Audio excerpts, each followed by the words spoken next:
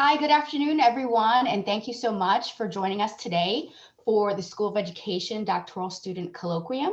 I would like to hand it over to Dr. Peggy Kong, who's going to be our moderator today, and she's going to introduce our first presenter. Thank you so much for joining us. Thanks, Janina. I'm sorry. I apologize, everybody. I don't have Janelle's. I can't introduce Janelle. Sorry. All right, no worries, no worries. Well, our first presenter is Janel Dia. She is a student in our PhD program on campus, and she has a fantastic presentation today, Building Bridges Between Multilingual Families and Urban Schools, a Qualitative Study. So Janel, with that being said, I will turn it over to you. Thank you so much. Thank you.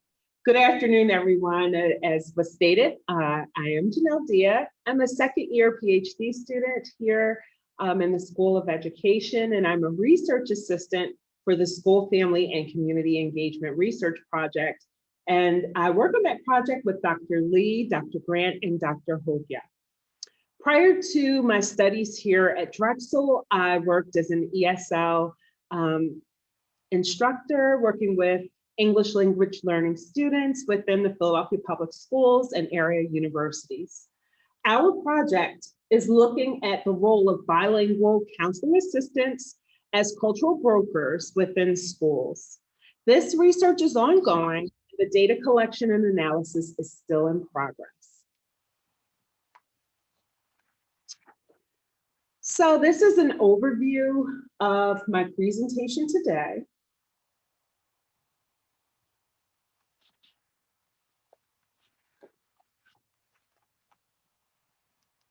So as I said, this work is still in progress. The IRB approval was granted fall 2019 from Drexel University and the School District of Philadelphia. 2 district schools agreed to participate in the study. Data collection began winter 2020, and data collection was interrupted due to COVID during that time period. Since then, we have received permission to resume collecting data for the fall 2020.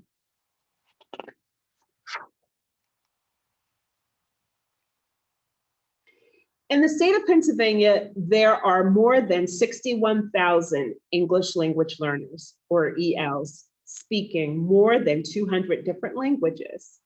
In Philadelphia, the services provided to English language learners, or ELLs, in the School District of Philadelphia falls under the Office of Multilingual Curriculum and Programs, or OMCP.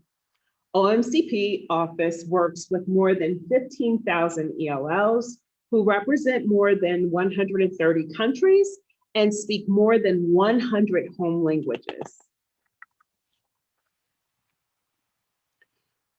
We know that family engagement is key to student success, and often there are barriers for both the families and schools to navigate. Research shows that there are a host of barriers for multilingual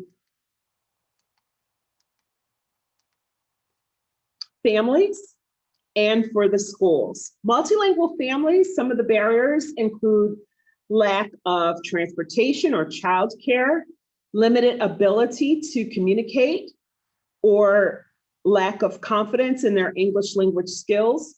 Often, those are barriers for participation in school-sponsored events, meetings, and activities.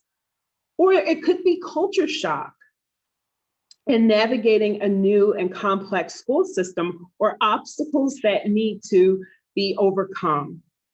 Expectations around parental involvement may or may not mirror those of their home countries. For schools, some of the barriers include misperceptions about families, cultures, attitudes, and abilities, or limited training on how to work with families, especially multicultural and multilingual families. often limited resources to facilitate homeschool partnerships, and also a lack of leadership to create school culture practices and policies that foster parental involvement.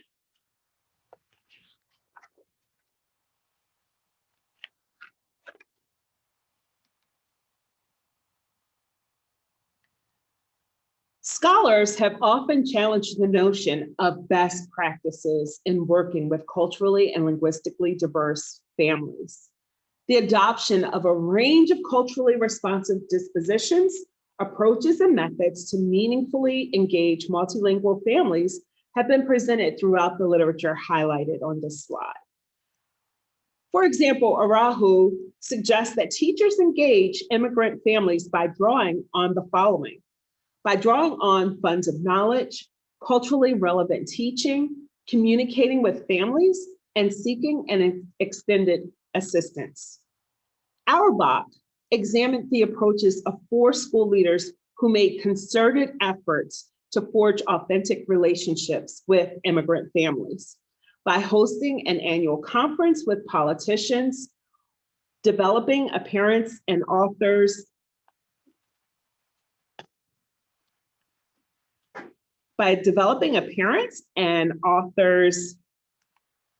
we lost our slide.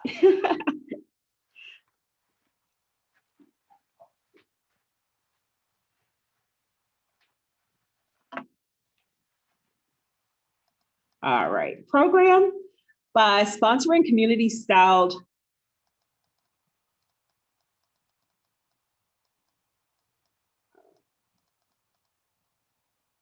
by hosting community-styled programs or meetings in classrooms and conducting home visits. Based on this study and other research experiences, Auerbach advises school leaders to validate multilingual families' cultures through small interactions with parents and families and nurture parental voice. Baird also suggests that engaging the families of ELLs should move away from the established best practices and toward dynamic processes that are responsive to the families, communities, and the social context that these families occupy. In stark contrast to those who look at immigrant families and see a lack of valued forms of capital associated with white middle-class culture, are scholars who approach culturally and linguistically diverse families as possessing funds of knowledge, which can be drawn upon as a resource in schooling. Yasso contends culturally and linguistic diverse families possess multiple forms of capital, collectively referred to as community cultural wealth. Community cultural wealth serves as the basis for our approach to notions of human capital. Community cultural wealth is an array of knowledge, skills, abilities, and contacts possessed and utilized by communities of color to survive and resist macro and micro forms of oppression.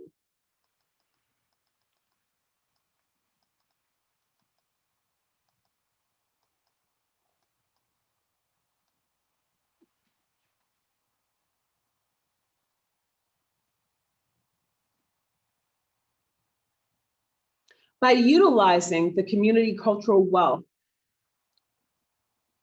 theoretical framework, it informs strengths-based and assets-based approaches for schools to employ when building relationships with culturally and linguistically diverse families. This approach to family-school partnerships also builds upon human capital. So Vesley, Iwade, and Kearney argue that schools' early childhood education programs in particular are well positioned to help culturally and linguistically diverse families build upon human social navigational capital necessary to raise healthy children in the United States. Understanding and appreciating the aspirational capital of immigrant families for their children can dismantle myths that these parents simply don't care, and can serve as a first entry into generative conversations about ELL's learning and development. So our research questions addressed in this study are, number one, what strategies are schools with high linguistic diversity using to communicate with and engage families?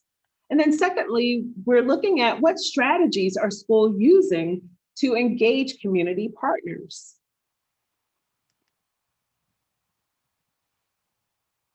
Our literature highlights three streams of inquiry. We're looking at building from the cultural capital of multilingual parents. Secondly, acknowledging informal ways of involvement. And then lastly, looking at the engagement work through advocacy and empowerment.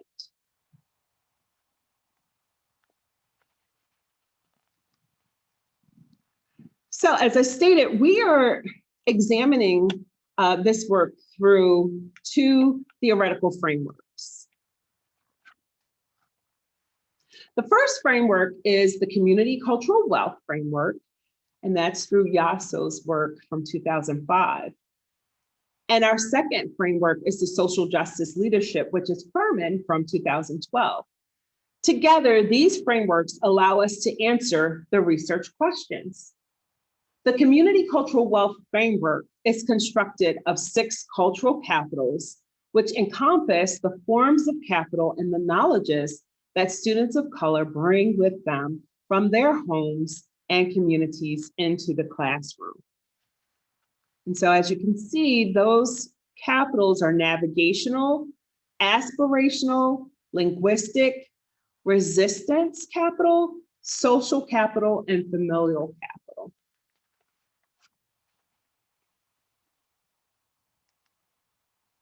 Furman's work, Social Justice Leadership Framework, allows us to examine the way educational leaders both think and act upon issues.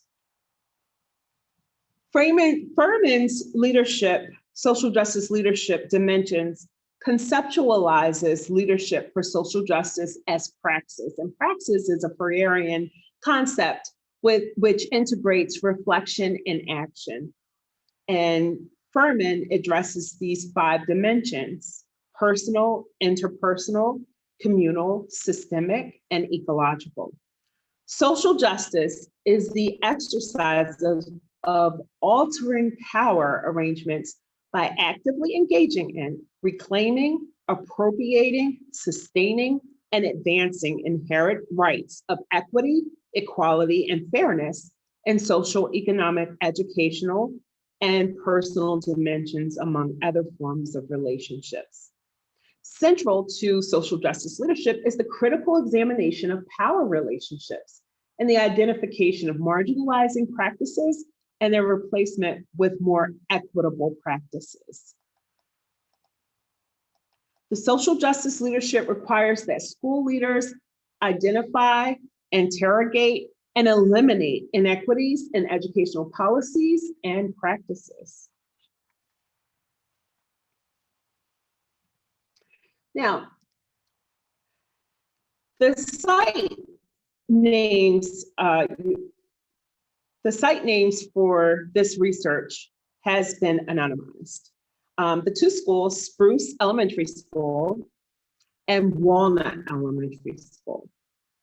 And here we have the student enrollment for both schools, the student demographics, the percentage of ELLs, and the major languages that are spoken in those schools.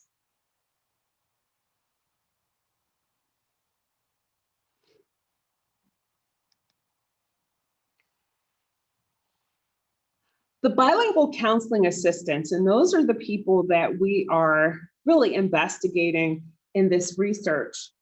The school district hires bilingual counseling assistants to facilitate cross-cultural communications between students, limited English proficient families, and district staff by providing culturally relevant and linguistically competent translation and interpretation services. And that is taken from the School District of Philadelphia website. BCAs are assigned to schools based on the percentage of ELLs in the school. Research sites have large percentages of students and families who spoke Spanish, Mandarin, and Burmese.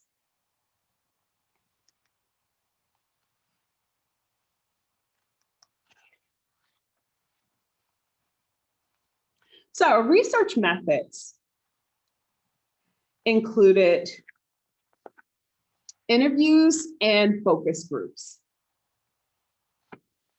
The interview protocols were framed around Epstein's best practices for parental involvement and additional questions about community involvement. The interviews averaged an hour, and the focus group lasted about an hour as well. Interviews included interviews with school leadership, such as the principal, lead ESL teachers, and BCAs. Focus groups were also conducted with parents from 2 of 3 schools. One school was unable to participate. They could not recruit volunteers at the time of the study.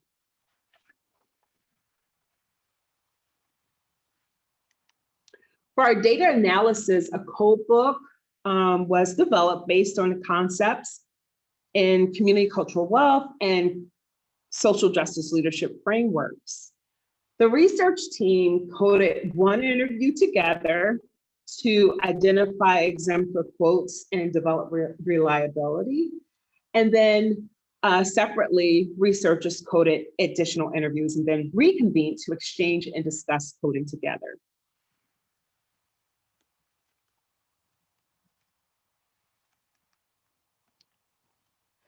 Some of the preliminary findings for this research, more than translation and interpretation, BCAs were really there to build upon the community cultural wealth of the families, of the multilingual families, in a welcoming and acknowledging the various forms of capital that they bring to schools. And so the BCAs really their work was more than just translating and interpreting things within the schools, but they really brought in aspects of families. They could introduce skills and talents that families had that probably would have been unknown to the schools.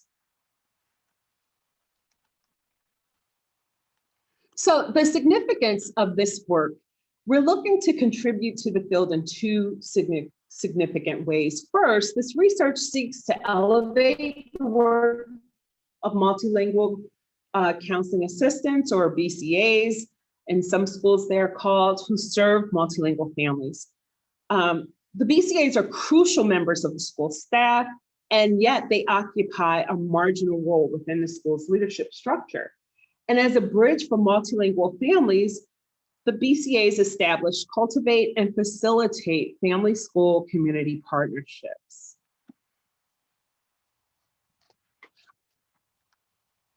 Here are my references for this work. Thank you for your time and attention, and I welcome any questions or comments you might have. Thank you. Thank you, Janelle.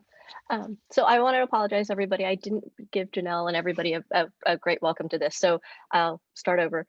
So welcome to the School of Education Doctoral Student Colloquium Series presentations. I'm Peggy Kong, and I'm the moderator today. And we're very pleased to welcome all of our virtual attendees, including the School of Education faculty, staff, and students, the university body at large, community members, and partner associations, among others. The Doctoral Student Colloquium series offers School of Education doctoral students an opportunity to share their original work, their research, and learn from their peers, faculty, and staff. Each month, one EDD and one PhD student presents their research at the colloquium, which is normally offered both on campus and at Drexel University and online through Zoom. However, due to COVID-19 global pandemic, all colloquium events for the 2021 academic year will be held virtually through Zoom. These sessions help doctoral students to connect with each other and develop a peer community that is invaluable in supporting their journeys in the program. And this is the second one of the year, so welcome everybody. And sorry, Janelle, I didn't have your bio, is why when I said I couldn't start, but please, everybody, welcome. And as Janelle just kicked off her great talk, she spoke for about 20 minutes. So each presenter will present for 20 minutes and share their research. And then we will have about 5 to 10 minutes for questions. And then the second presenter will present. So without further ado, if you guys have any questions, please.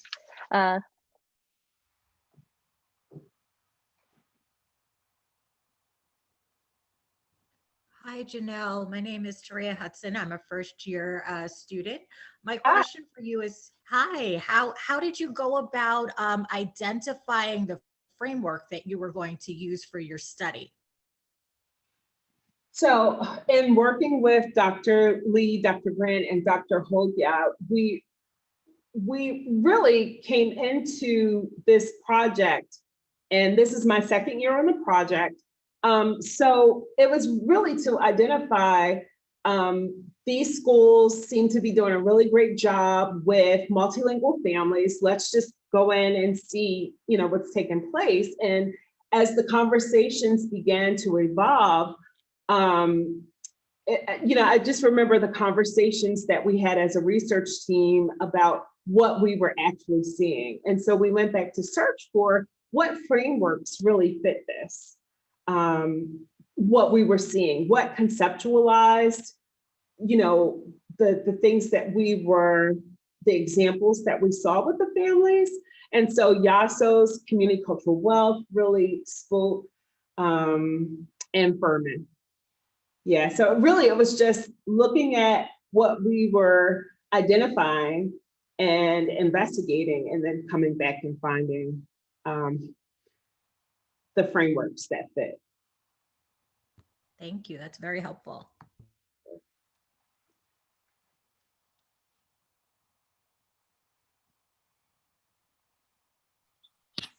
Hi, I have a question.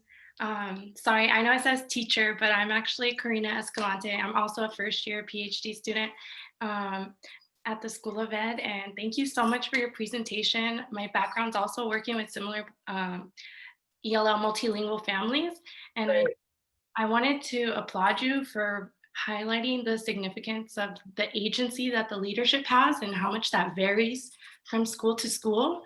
That's definitely been some of my observations working with migrant communities in Hawaii.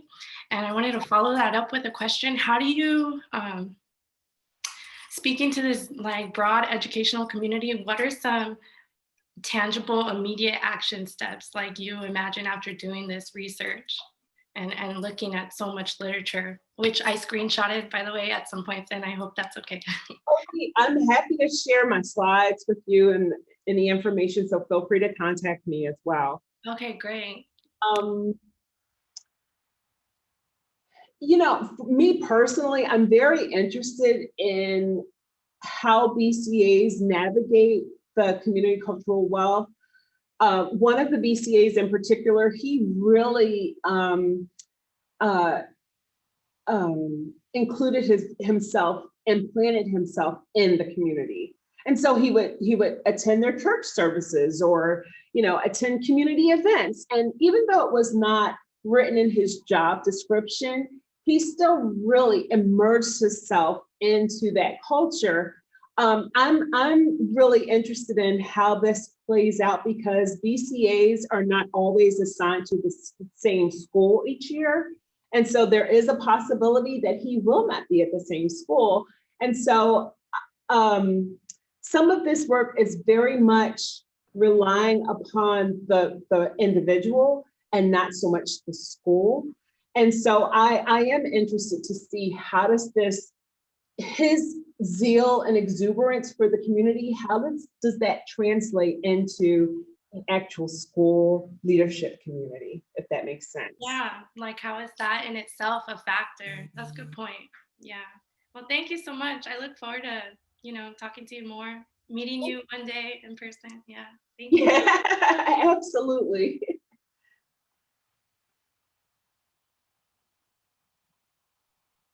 We have time for a few more questions. So anybody else have any questions?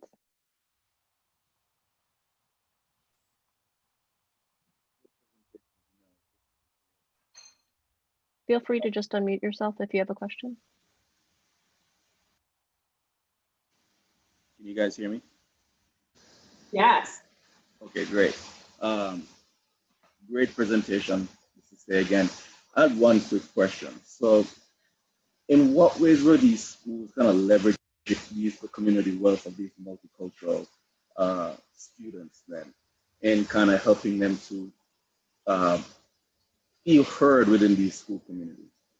think as an international student myself, one of the things that we often struggle with is just kind of the sense of belonging, being heard within learning spaces. And I wondered what it was that these schools were seeming to get right about kind of bringing the voices of these students so that they can be heard and supported within these spaces.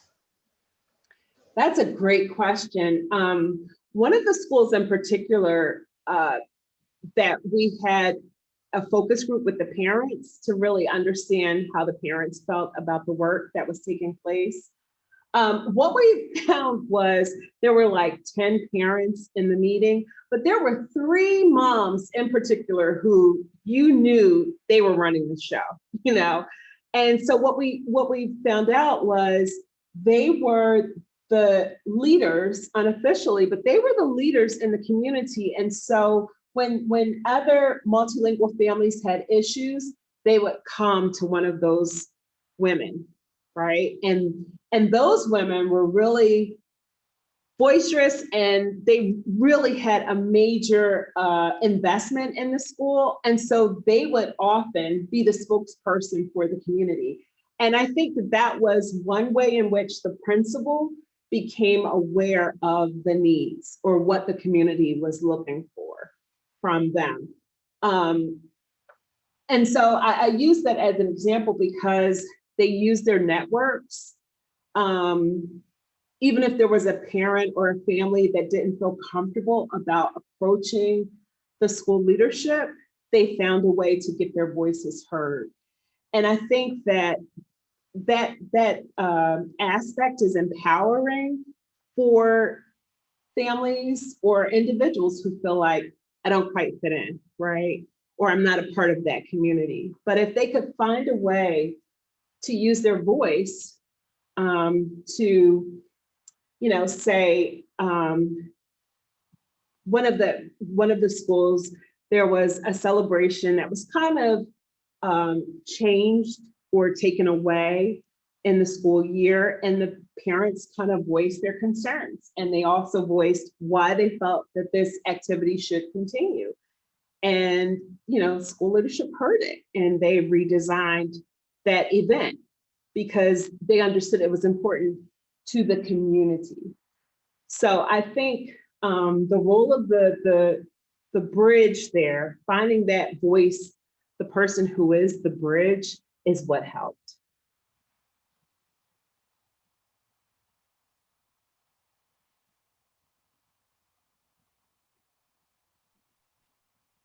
Any more questions? All right. Well, I wanted to thank you, Janelle. I think your study really highlights a lot of interesting things. One, it's also bridging the community, the way that talking about the community wealth, I think, and using this literature on educational leadership is really, really powerful. But also this way about talking about culture and in these non-conventional ways of how parent partnerships usually happen. I think your study is really highlighting that, and that's something really, really important, and leveraging that community wealth. But the other really important piece that you kind of brought in about the BCAs is a lot of times teachers and administrators don't live in the communities in which they serve. And so what you're also highlighting is kind of an innovative way of how they're trying to embed themselves in the community to really understand what the lives of the community is without actually living there if they don't live there. And I think that's really, really important. And I'm glad that you guys are moving in, that your research is moving in this way. So great presentation, and the contributions your study will have is really, really important. Thank you. Thank you. So, all right, any other questions? All right. Thank you, Janelle. Great, All right. thank you. Thank you so much. Yes, I think everybody's giving you applause. All right, so next we'll move on to our next speaker. This is Jeff Archibald, and his title of his talk is a multi-site case study of the alignment of institutional change, strategies, and culture for guided pathways reform implementation in California community colleges, and his supervising professor is Dr. Deanna Hill. And Jeffrey Archibald is the Dean of Social Sciences at Pasadena City College and has served in the role since 2017. At PCC, he oversees the college's largest academic division comprised of 11 disciplines. Prior to his role at PCC, Jeffrey was a professor of communication at Mount San Antonio College from 2000 to 2017. Jeffrey also co-directed the Forensics Speech and Debate program at Mount San Antonio College for 14 years, during which time the team was recognized as the top program, community college in the nation 8 times. Jeffrey earned an MS in Communication Studies from Illinois State University in 1987, a BA in Government from Cornell University in 1995, and is currently a doctoral candidate in Educational Administration and Leadership at Drexel University.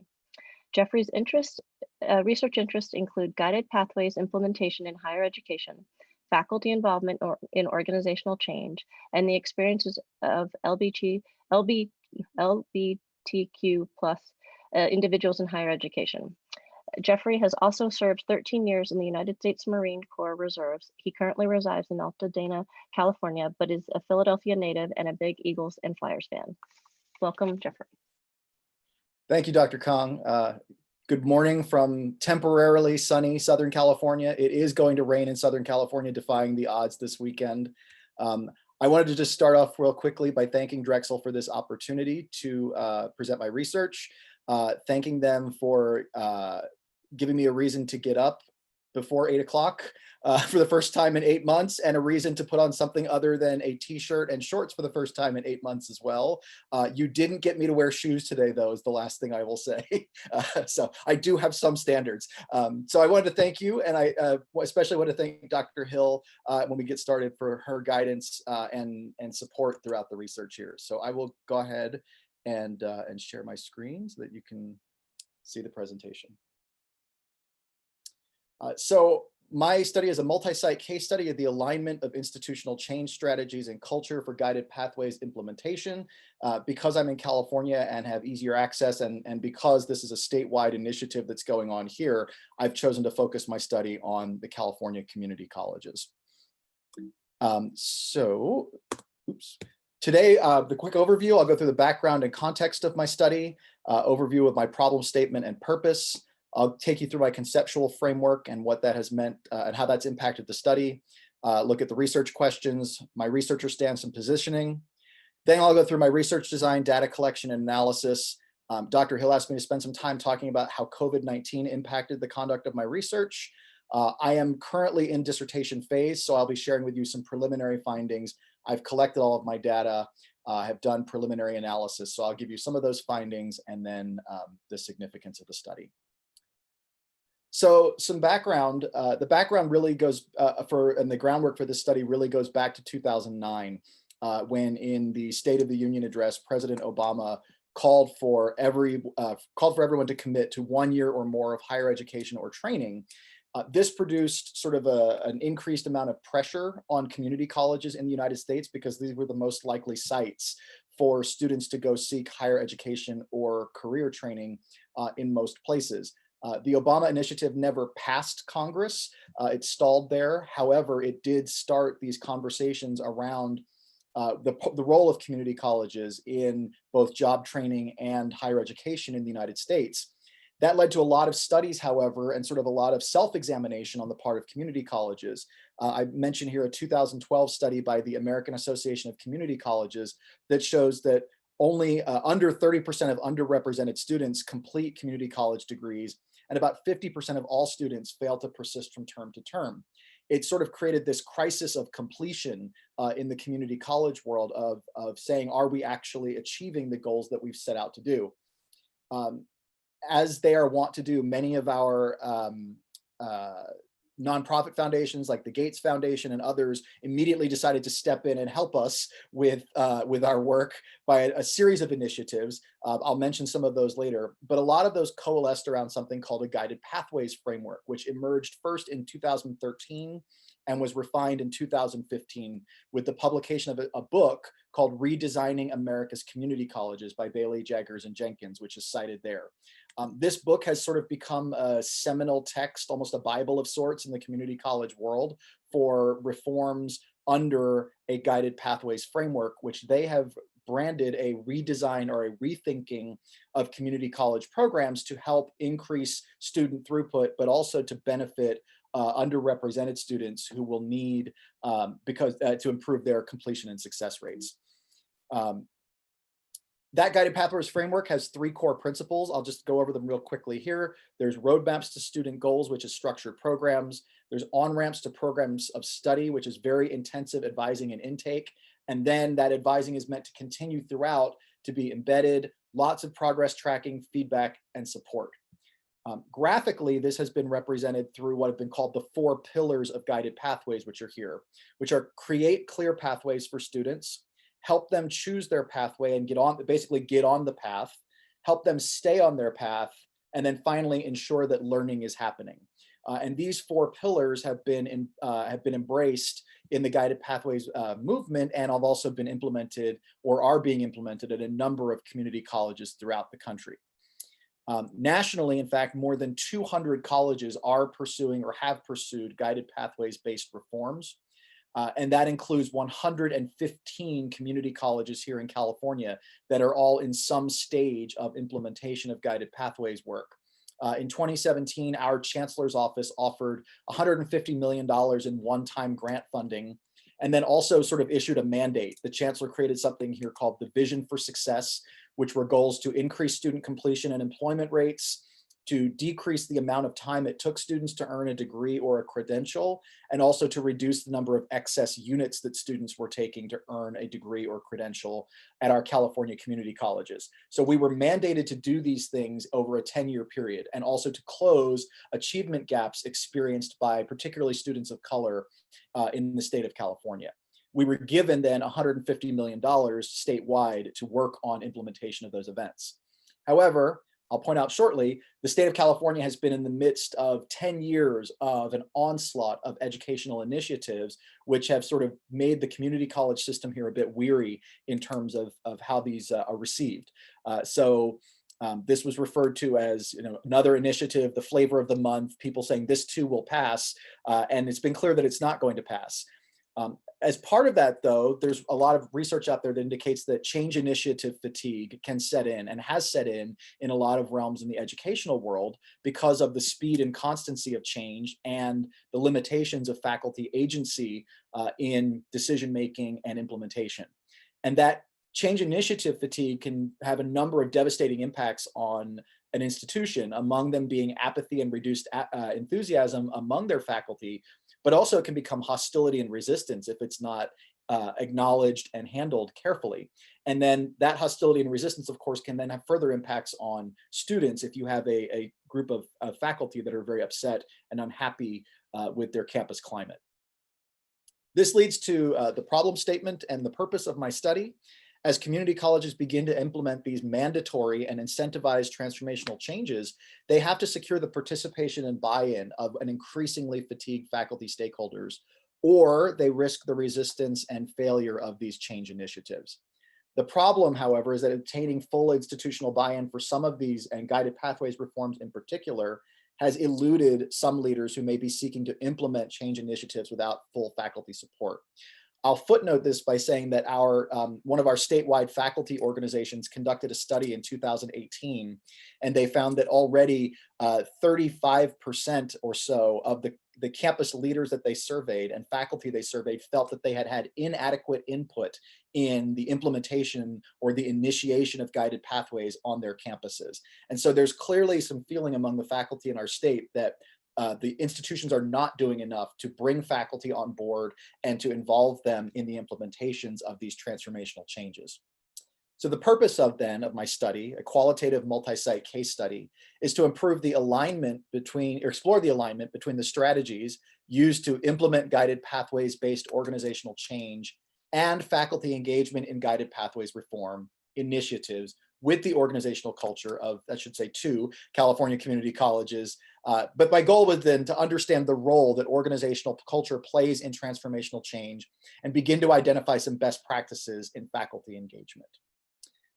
My conceptual framework, I came to my conceptual framework, it's a little bit of an odd one, but the thing that struck me the most and how I got to my conceptual framework was the toy that you play with as a kid. I always think of it as a sphere. It's a red and blue ball with these yellow blocks of different shapes. And you want to get the blocks inside, but you have to figure out which shaped block, whether it's the star or the plus or the triangle, goes in which hole. And that's how I view the alignment of the strategies that are being used to implement institutional change with an institution's organizational culture. When these strategies are not aligned, it's a bit like trying to put a square peg in a round hole, and you never get to what's inside the box, which is the faculty engagement. I will expand a little bit on the conceptual framework and what the literature sort of revealed. As part of my conceptual framework, one of the first things that I analyzed was the speed and constancy of change, transformational change in community colleges. I focused on this slide in particular in just California community colleges. And the list that I provided here is only a partial list of the initiatives that California community colleges have been hit with in the last 7 years. It includes a student success task force, which resulted in mandatory educational planning, orientation, and advising and counseling reforms, the implementation of mandatory transfer degrees. We just have finished implementing developmental education and student placement reform. We dealt with strong workforce task force, which dealt with job placements and employment alignment of programs, student equity issues, basic skills, which was developmental education before we got rid of it. We are now having mandatory credit for prior learning. We just got a mandate from the Chancellor's office that ethnic studies is now a general education requirement for all students here. And then we have this Chancellor's Office vision for success. And this has all happened in a span of 6 to 7 years. And that's not a complete list of the mandates that have been placed on California community colleges. And you see more than a few of them have SB or AB next to them, which means that these were laws passed by our state legislature. We have a very activist legislature here that likes to tell community colleges and the CSUs, Cal States, what they can do and how they can educate students. And so that results in a lot of pressure to constantly be implementing change. Coupled with that, a number of national initiatives, such as Completion by Design, Achieving the Dream, and Guided Pathways came down, all of which were part of what I've broadly labeled the completion agenda. This idea that community colleges in particular need to do better and do more to help students complete and persist through their work there. One of the other factors that I explored here too in this study was the mission evolution of community colleges. That in community colleges began as sort of these grand democratic institutions where anybody could come in. It was a welcome environment if a community member wanted to drop in and learn foreign language for a semester before traveling abroad, or if a community member wanted to come in and study art or music or take a theater class or something like that. And the mission has evolved considerably since then, as well as sort of being corrupted to some degree. We're still expected to be these community serving institutions where which accept anyone, right? For example, the college I teach at, I mean, if we have students that are in high school equivalency diploma programs, all the way up to students that are coming back to take a course before they apply to graduate schools.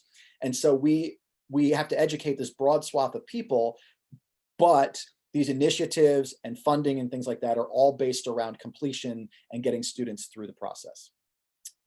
I also looked at faculty engagement here as part of the conceptual framework, and faculty engagement is a critical part of any student success initiative. I did pull out a couple of factors that the literature says influence faculty participation. Those being that it's valued by the institutional culture, whether or not the change aligns with the faculty members' personal goals, whether the change is perceived as viable, whether new faculty are socialized to be engaged in the institution, how much trust there is between faculty and administration, and the communication that occurs across groups, such as faculty, staff, administration, students. All of those factors were identified in the literature and by various studies and scholars as being key pieces in keeping faculty engaged in decision-making processes at their institutions. I finally took a look at organizational culture and change. And organizational culture is the sense-making and meaning-making. But I think one of my favorite definitions of it is how things get done around here. It's an informal definition, but it seems to resonate a lot with people, because if you ask most people, and I did ask my participants, How do things get done around here? How do things happen on your campus? They have an answer for that. They may not be able to identify their culture explicitly, but they can tell you how things work, what they believe, what their values are as an institution. In particular, that Tierney study in 1988 identified organizational elements of higher education. So Tierney contextualized it to higher ed and looked specifically at the factors of environment, mission, the socialization of employees, information, strategy, and leadership as the key factors that form the culture of an institution. I was inspired a lot by the work of Dr. Peter Eckel and Dr. Adriana Kezar. The two of them have studied institutional change and culture over a long period of time, and their 2003 study in particular on transformational change was a guiding one that informed a lot of my research. And they looked at the context of transformational change and then how that factors into culture. That culture is both the context in which it occurs, but also that transformational change transforms the culture while happening in that context that makes them almost inseparable. But they argued that strategies aligned to the organizational cultures are more successful, which is sort of what I wanted to continue testing in this guided pathways context with my study. The research questions I asked, I had one guiding overarching research question, which was, sorry, I have to keep moving the bar here. How is the alignment of organizational change strategies and the organizational culture of California community colleges selected to participate in the national implementation of guided pathways influenced faculty participation in the reforms and the success of the implementation? I had two additional sub-questions, which were how have the community colleges involved their faculty members in this? And then how have their organizational strategies to implement guided pathways change aligned with their organizational culture? My researcher stance, I operate from the social constructivist paradigm. I fall much more in the qualitative perspective and am interested in how individuals account for and make sense of their worlds. Fortunately, this aligned very well with the concept of organizational culture, because the literature says that organizational culture is basically the amalgamation and the collection of a bunch of individual perceptions of the world in which they operate. And so it really dovetailed nicely with the focus of the study here. The multiple and social constructive realities of the stakeholders at these various institutions leads to an epistemological emphasis on identifying their constructive realities. How do they perceive the world in which they function, or in this case, they work and educate students on a daily basis? But I also need to be conscious of my own role and my own positionality in this research. When I served at my prior college as a faculty member, was the faculty chair of the Guided Pathways initiative at my college for 16 months. So I was heavily involved in the national conferences on guided pathways and statewide work on guided pathways, and on my own campus in being a visible faculty leader. So I have experience with this topic, but also was involved with the work on my prior campus. Currently, as an administrator, I sit on a guided pathways work group at my own institution. And I will say that this came up, it was something that my committee and I discussed extensively in the proposal process and in the defense, and how we could mitigate any potential bias based on my experience with the topic. We decided on reflexive journaling. We are triangulating data from multiple sources. And eventually, when my case reports are finished in a couple of weeks, we'll be doing participant checking to make sure that my bias did not influence the writing of and checking of case reports. And I can say that in the actual conduct of the research, this came up. I like to think and made every attempt to be as agnostic as possible entering an interview with someone, with one of my participants who was involved in guided pathways at their institution, to try to approach it from as neutral a perspective and just listen to their experiences. Inevitably, I would say in about half of the interviews, it came up of, well, you remember from the national conference that we were at together, or the person would say, well, when you did this at your other institution, how did that work? So in the conversations with my participants, I found that they were the ones who kept bringing my prior experience back in, despite my attempts to bracket it and keep it to the side and listen to it. So it was a challenge as I conducted the research to try to keep those things separated, because despite my best efforts, it kept being brought up by the participants in the interviews. For my research design, I used a qualitative multi-site case study design. I wound up selecting 2 sites. There were 2 California community colleges that were selected by the American Association of Community Colleges to participate in a 2016 cohort of about 30 schools nationally to implement guided pathways over a several-year period. My data sources came from 3 places. First was interviews. I conducted 7 semi-structured interviews at each site. My participants were faculty and administrative leaders in pathways and governance. I interviewed 3 of those at each site. They were identified through purposeful sampling. And then I used those leaders to identify other campus faculty to interview 4 on each campus through snowball sampling. They had recommendations of a list of people to contact who had perspective on guided pathways on their campus. I made it also a point to interview 1 adjunct faculty member at each campus. In California, about 50% to 60% of instruction is done by part-time adjunct faculty members. So I felt it was important to at least have that perspective or the views of an adjunct faculty member in my study. I also looked at physical artifacts from these campuses, their applications and documents related to guided pathways, such as their campus plans, their websites, meeting minutes, and then planned on observing non-participant observations of key meetings. And I'll get to that monkey wrench, the COVID monkey wrench there in just a moment. My data analysis for cycle coding was eclectic coding using both descriptive and in vivo codes. And then in the second coding cycle was done manually and through the in vivo software via pattern coding to combine and reduce those eclectic codes to identify emerging themes from the case data.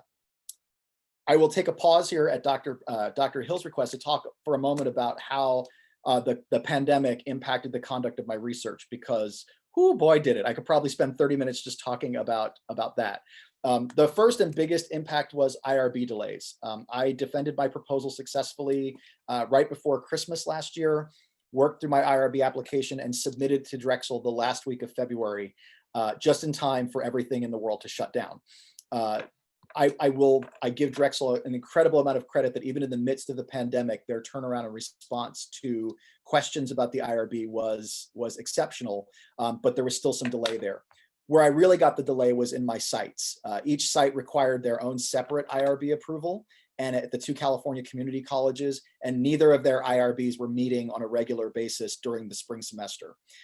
In fact, most of this business was being conducted electronically, and the research director at one of the colleges lost my application in his email for a period of 2 months.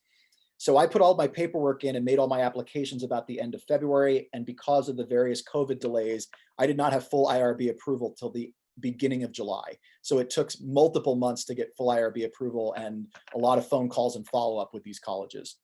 There were a number of interview challenges because the research took place over the summer. A lot of faculty, I think, wearied by the pandemic and transitioning all of their teaching work online, just didn't respond to emails. I had to send multiple requests for participation, multiple follow-up emails to schedule interviews. And sometimes it took, even for those that agreed to participate, 3 weeks to schedule an interview because of the delays in their responses. I had one gentleman who I needed to interview. He was a critical leader on campus. When I sent him my participation request, the automatic reply I got was, I am out of the office until August 31st and will not return any emails, because he had just decided to check out for the entire summer. And so it made things extremely challenging to get those responses. In the actual conduct of the interviews, I found connectivity issues made a royal pain in the butt, especially when you're recording an interview by Zoom and someone's connection is cutting in and out. When you're trying to read that transcript, then there wind up being gaps in the data because of that being lost. So it took longer to conduct interviews. An interview that might have only been 45 minutes sometimes took an hour or more because of asking the participants to repeat or waiting for them to reconnect so I could re-ask the question. And that, I think, tended to maybe disrupt their train of thought and the continuity of their answers. That tied into distractions and interruptions as well. One of my favorite answers is that during one of my interviews, a faculty member was trying to teach his 5-year-old how to spell piano. And so that was happening on Zoom simultaneous to us doing the interview, which I think sort of fractured his ability to answer the question in a coherent manner and definitely impacted the data I got from him. There were observation challenges as well. Most of the colleges canceled all of their meetings and limited their committee works due to the pandemic. They allowed their faculty to focus on teaching. And so that complicated things considerably. It also became difficult in observations when I did attend a virtual meeting to decipher context. You can't see how people are sitting, how they're interacting with each other. If they have their cameras off, you can't see how they're reacting facially to things other people are saying. So it made meeting observations nearly impossible. I was able to do it, but I had a hard time. I'll go through quickly some preliminary findings. I see that I'm running out of time. In case one, a couple of things I found: very slow, deliberate pace of change, highly reliant on formal governance and taking it through a very formal process. Cultural factors impacted the change there, which were the comparison to other colleges and some serious issues with campus leadership that seemed to negatively impact their implementation. And then that also produced the third finding, which was challenges with momentum, that there was a leadership struggle and difficulty in sustaining participation in the initiative. In college number 2, they approached it much more from a constant iterative change. There was distributed leadership and an emphasis on flexibility, so it seemed to go more smoothly there. The second finding was that they had also had cultural factors, but their cultural factors were they had very strong executive leadership on their campus, and they took great pride in being a model college for others, which I think sped the implementation up. And then lastly, they placed a very high value on faculty involvement as one of my other findings there.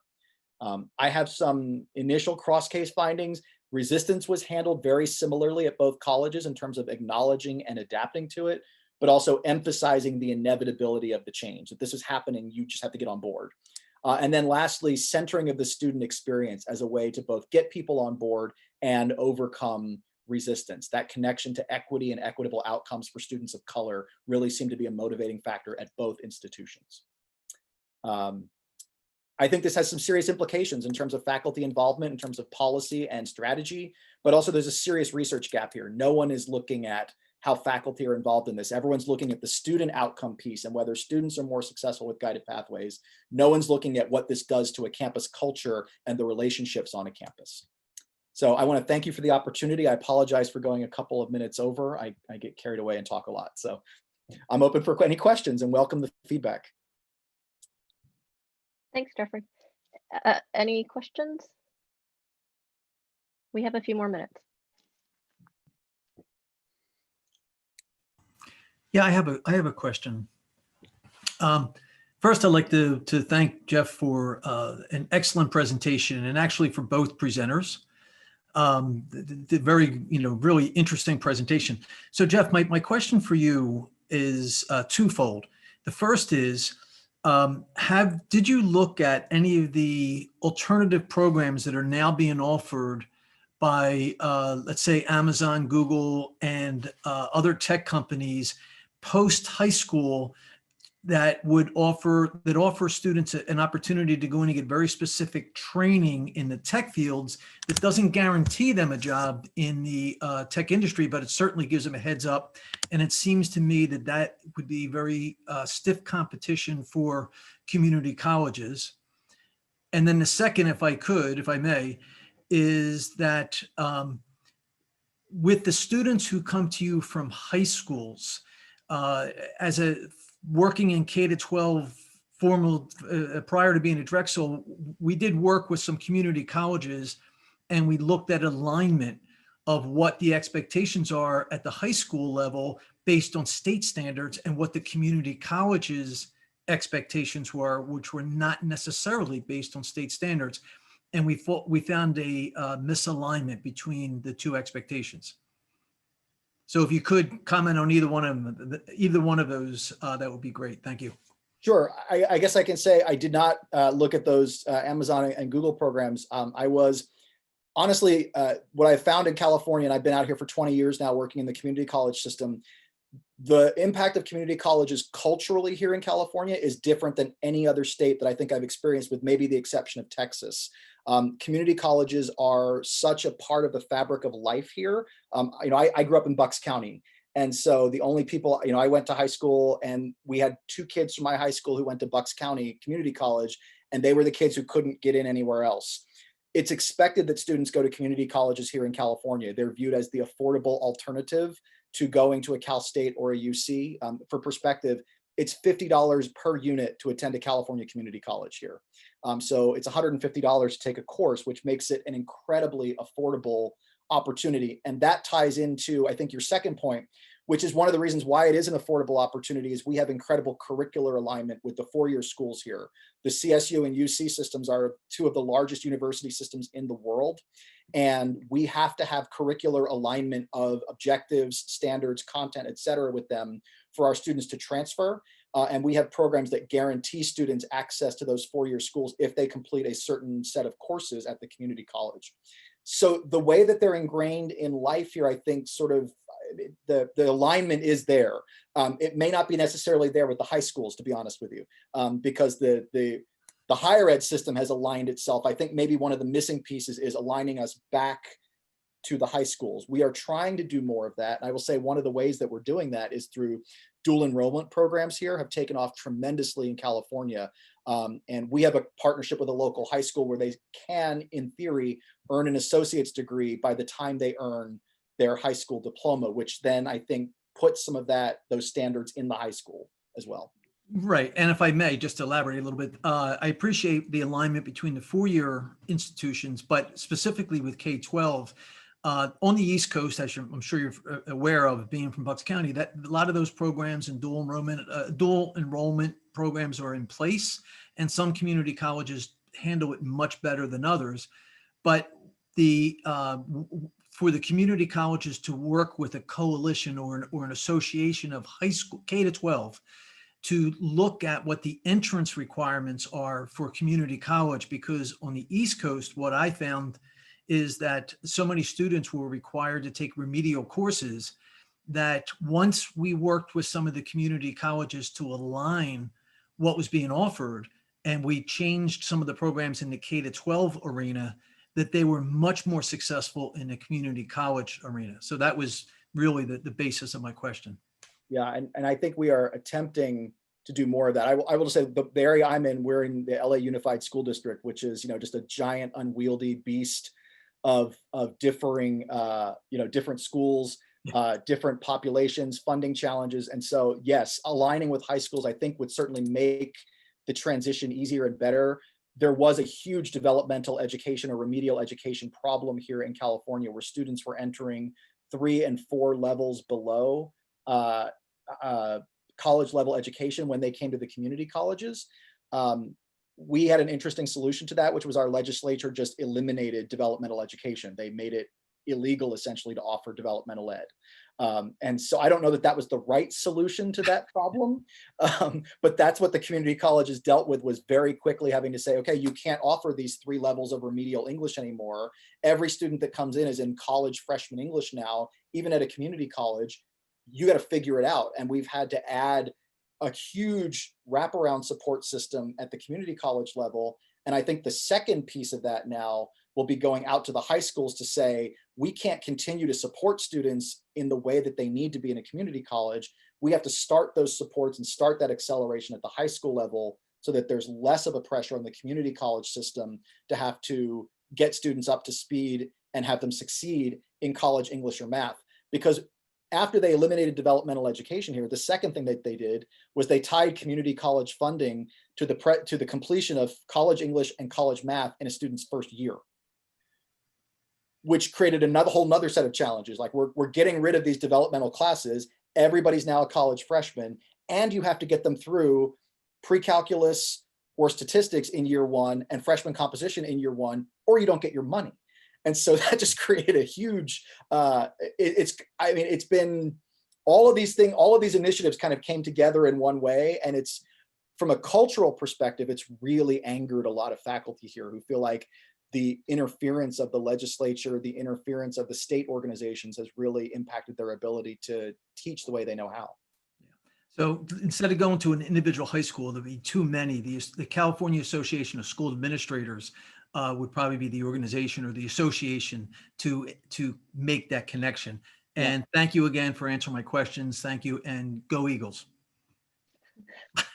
So I'm sorry to have to cut everybody off. We are at time. I want to just comment about Jeff. I think you've brought up a lot of issues, about culture and then bringing faculty into this piece of guided pathways reform that mostly focus on students. And I think everyone probably appreciated your talk about collecting data during COVID as well. That's kind of very timely and some of the challenges with that. So just so everybody knows, each doctoral student presenter wrote research briefs that will be included in an edited publication entitled Doctoral Student Research Brief, published by the School of Education website. And the research brief is a way to disseminate our doctoral student research as shared in the colloquium in a concise format with a relevance to education. So you guys can read a little bit more about this or watch this recording. And I just really want to just thank you all for being here. And I want to highlight Janelle and Jeff both talked about culture, which was really, really interesting, both in different ways, right? Jeff really highlighted the culture of California and what community colleges look like there and how that is woven into the fabric, which is different than other places, but then also about how faculty and are oftentimes not included and in which ways. In a lot of these reforms. So appreciate both of you guys for your work, and very timely and very applicable. So thank you for your talk, for both of you for your talks. Thank you, everybody. And thank you all for joining, and I'm sorry we're running a few minutes late.